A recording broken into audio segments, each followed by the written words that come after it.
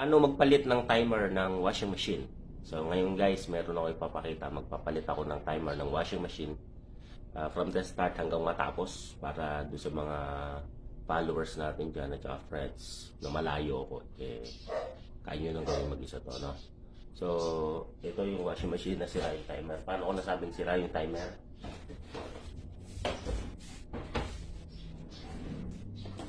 Sira ang timer nito kasi pag pinihit mo, tak, wala na siya reaction. Dire-diretso na yung ikot. So, nalagot na sa loob. Wala na. So, yun yung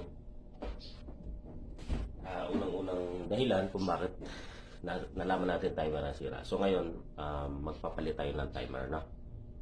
So, ngayon, ang una natin gawin is kakalasin natin yung sa likod.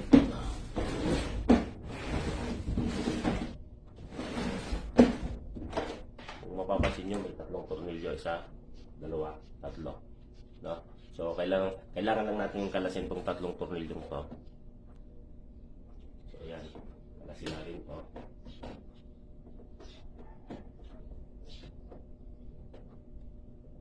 So, ito nabili ng kapitbahay washing machine.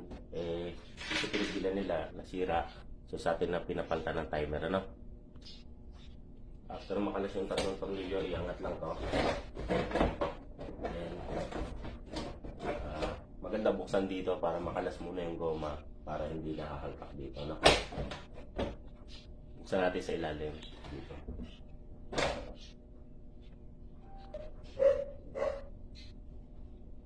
Ayan, may dalawa siyang tornilyo dito, buksan lang. Kapag tatanggal ng timer, make sure na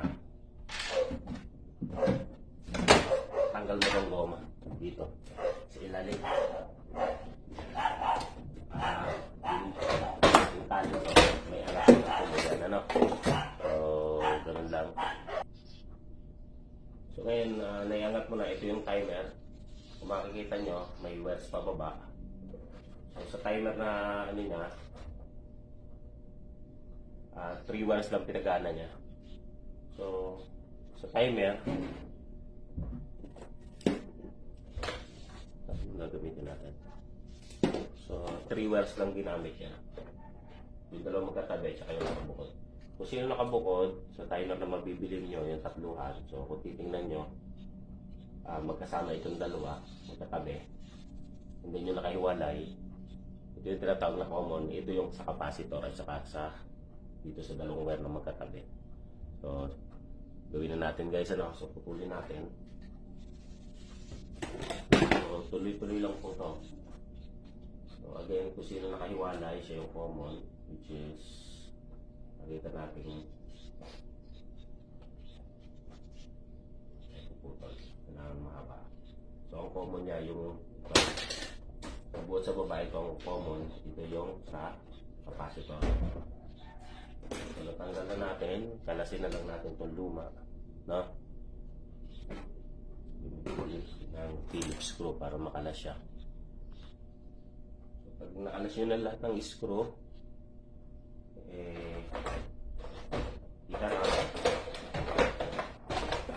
tanggalin muna itong knobs. So, ingat lang at baka maputol sa ano. So, gamit kayo ng flat screw para matanggal. So, pag natanggal na, ulit. Kaya matatanggal nyo na yung lumang timer. So, ito yung luma niya. So, ngayon ang papalit natin ay ito yung bago. Okay? Ito papalit natin. So, again, yung magkasama, babalik mo lang dito sa magkasama kahit magkabaliktad, walang problema. Tapos yung bukod, dun din sa nakabukod. Gagayahin nyo lang kung paano naka-layout yung timer.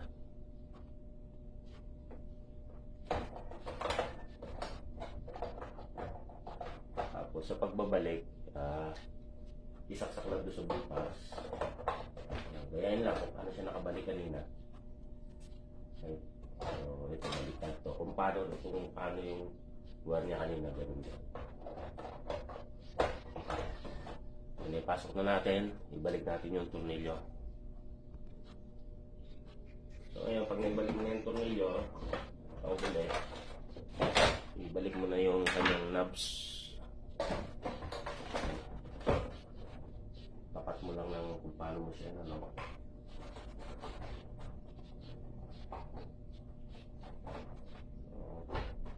Hindi siya pumapasok. Ayan, ibalik mo lang.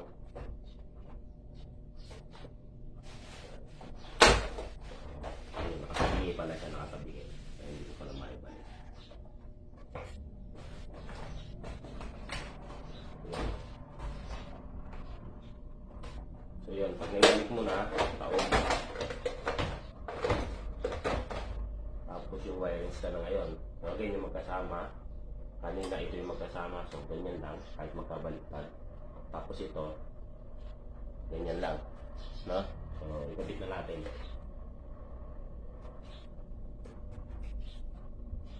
So, balatan lang natin.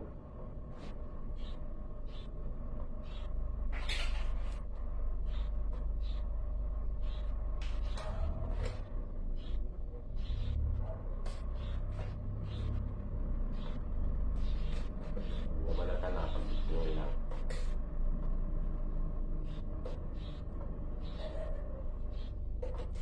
Okay, so balatan na natin, pag-dugtungin lang yan. So, yung dalawang magkatabi, ito yung magkatabi. So, kahit magkabaliktad dito, pagsamahin nyo yung dalawang wire.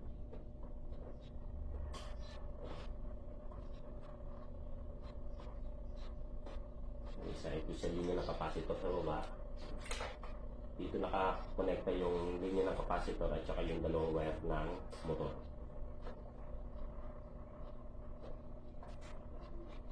So, isa, ikabit din. So, again, ito nagmula to sa linya ng capacitor. Tapos sa baba, yung dalawang linya ng motor naririto din. Tapos ito yung common. Ito yung nakakonekta sa common. Yan. So kahit hindi ka marunong, kahit hindi mo napakaisipin kung ano yung mga sinasabi kong common or sa capacitor, basta pag nagpalit ka, buksan lang dito. Kung paano mo pinutol lang wire, yung bibili mong timer, gayahin mo lang kung paano nakakabit yung mga wires. So ganun lang kadali. Kung hindi kailangan ng matinding kaalaman para makapagpalit ka ng timer. So ibabalik na natin. Make sure na lagyan mo ng electrical tape, ano? Tapos i-layout mo na siya ng maayos para hindi naman siya kalat-kalat. So pagka na-layout mo na siya ng ayos, pwede mo na siyang ibalik or takbukan. So kung meron siya mga loose, lagyan mo na electrical tape para hindi naman magwawala yung wires niya.